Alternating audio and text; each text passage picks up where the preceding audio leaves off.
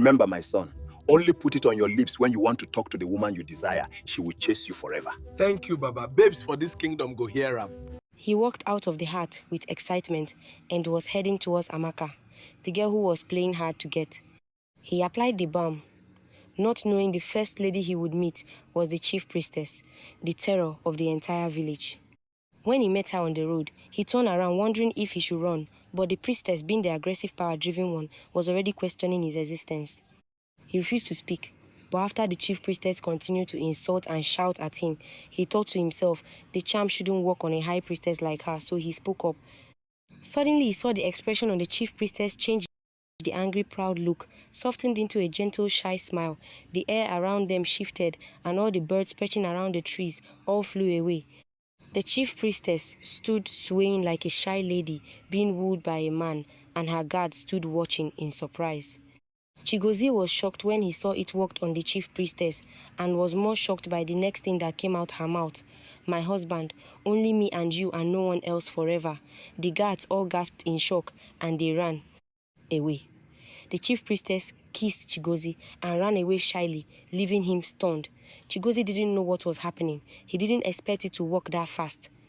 Then suddenly he heard a voice from behind him, echoing like the voice of many men together.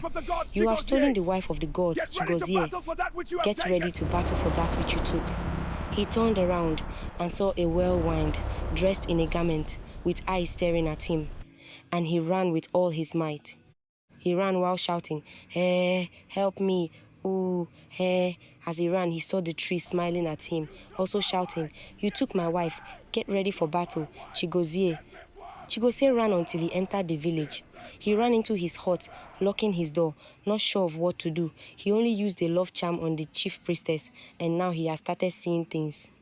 He laid on his mat, looking through his window curiously, when he suddenly heard a knock on his door. He went to open it, but he saw no one. He felt a cold breeze on his face, then he quickly closed the door. As he went to sit on his mat, he heard another knock again, and when he opened it, it was the priestess staring at him. She was now dressed in another beautiful garment, and he could barely recognize her. She was holding a basket of food, nicely wrapped, and she walked in. "My husband, I have brought you your food." Chigozie was traumatized. "Please, our priestess, I am not your husband. What happened on the work path was a mistake. Please, things are happening that I don't understand." "I'm seeing things." The priestess chuckled. "Do you mean my first husband staring at us right now?" Chigozie curled back in disbelief. "Your first husband is looking at us right now in this room." "Yes," the priestess said, pointing to the corner of the room. "He is standing over there. He is the wind, and he is waiting for you to fight him." Chigozie's mouth wrinkled in fear. "Your first husband is the wind, and you want me to fight the wind? Hold on. How many husbands do you have?" The priestess chuckled. "Presently I have one, but my 7 previous husbands, you will have to fight before you fully claim me." Chigozie was already panicking. "You have 7 husbands that you want me to fight?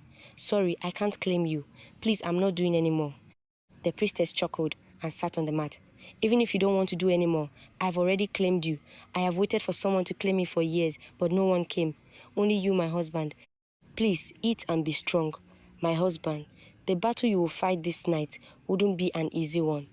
Chigozie sat down in shock and started eating. His mind was thinking of ways to run from the village. Soon, he could feel the presence of the wind in his room, and he could tell this wind husband wasn't happy. He was eating his ex-wife's food. Chigozie turned to the priestess and asked, "Can you please name all your husbands?" And she smiled as she spoke. "Here are the names of my husband: the wind, the forest, the rivers, the mountains, the trees, the moon, and the stars." Chigozie swallowed the food slowly, and when evening came, the priestess left his hut and wished him good luck. That night, when Chigozie slept, the first husband, the wind came to him. Chigozie found himself on a bright field, face to face with the wind, and the wind spoke to him in an angry voice. "You either fight me in a riddle or fight me in a duel. You choose. If you lose, you won't wake up anymore." Chigozie chose the riddle, then the wind spoke. "There are 4 cities. I entered the first, I entered the second, I skipped the third, then I entered the first. What am I? You better wake up and go and save Chigozie. Your ex-husband will just kill him." Ah! The Chief Priestess was sleeping that night when her intuition woke her up. telling her to go and save Chigozie from her angry husband. The wind.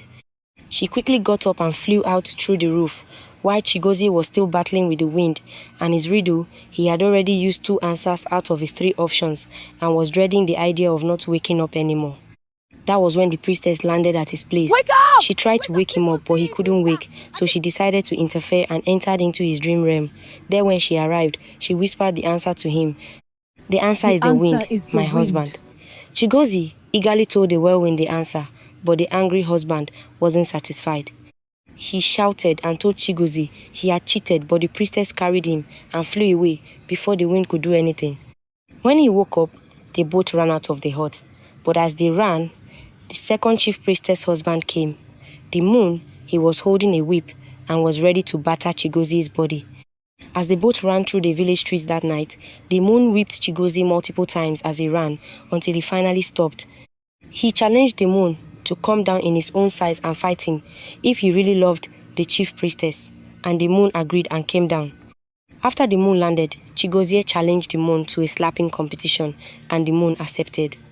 Chigozie decided to go first, and all the stars came down to watch the slapping competition. As Chigozie lifted up his hand, the priestess knew an earthly human-powered slap would do nothing to the moon, but she watched patiently. Chigozie threw his hand with all his strength, but after the slap touched the moon, he barely flinched. The moon smiled and looked at Chigozie. He rolled up his sleeves and lifted up his hand, returning its own slap with full force towards Chigozie. As the palm of the moon touched Chigozie's face, he was taken back in time. He saw the beginning of the world and saw himself walking down a path towards a gate, a very peaceful and calm gate. Suddenly, he saw the chief priestess pulling him while shouting, "It's too early to cross over, Chigozie." Then Chigozie returned to his consciousness. He couldn't see clearly, but he saw the chief priestess holding him. She gave him a bracelet and told him to slap harder this time. She told him he was now wearing the bracelet of all her ancestors. Chigozie stood up and stretched forth his hand again. This time, as he stretched his hand, he saw millions of palms behind his, and he threw a very fast slap to the moon. After the slap, the moon staggered back screaming while holding his face, and he floated back into the sky. Chigozie was breathing heavily, falling on the ground when the sun rose over the village. Chigozie looked at the priestess and said, "I don't think I can fight your husbands anymore. I almost entered the afterlife." The priestess smiled and said to him, "You better be ready. Ready or not, they are coming for you." She then carried him and took him to her house. When they arrived at her house, she prepared food for him and she changed her apparel into a new one. That was when Chigozie saw the true beauty of the priestess, even though he still doubted if she was worth dying for. She served him food, and after he ate, he decided it was the chief priestess he wanted and no one else. After much thinking, Chigozie came up with a plan. He would throw a wedding and invite all the husbands there and finish them all at once. This way they would leave him and the chief priestess alone to enjoy themselves.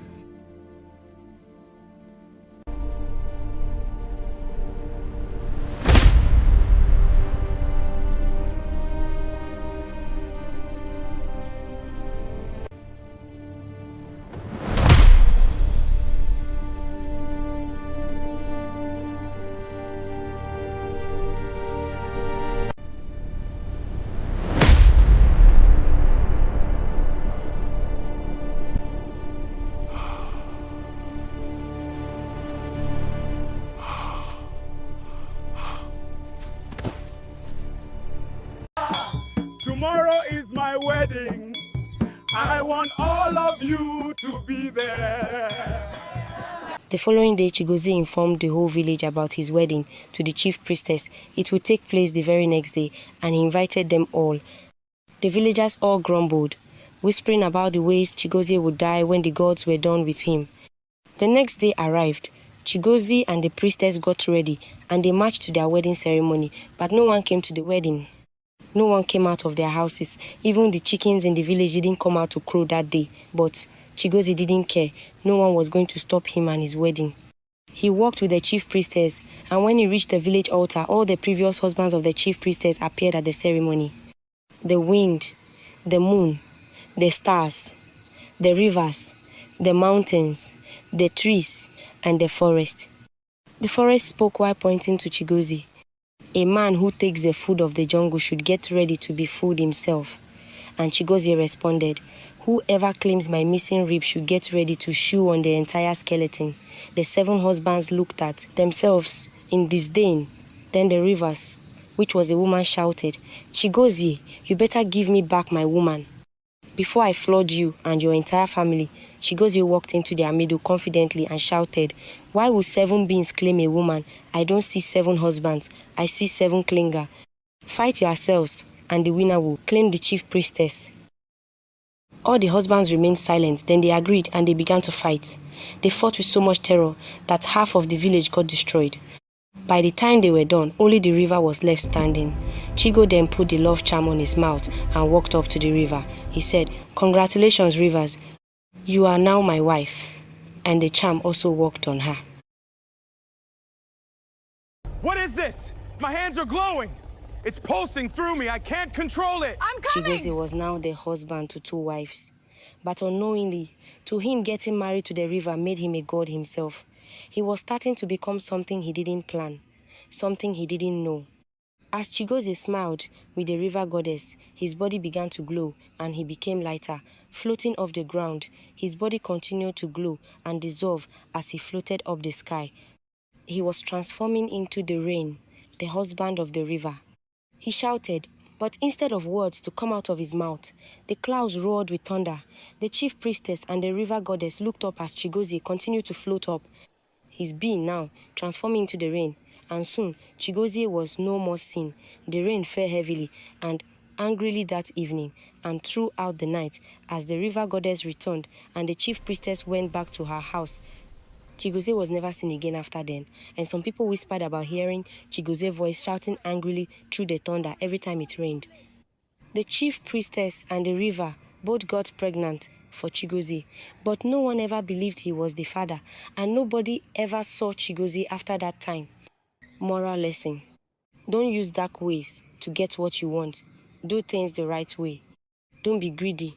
Chigozie wanted a goddess also, and he found himself in the sky. Follow us, help us drop a good review on our page, and message me on WhatsApp to learn how to create content like this. Thank you.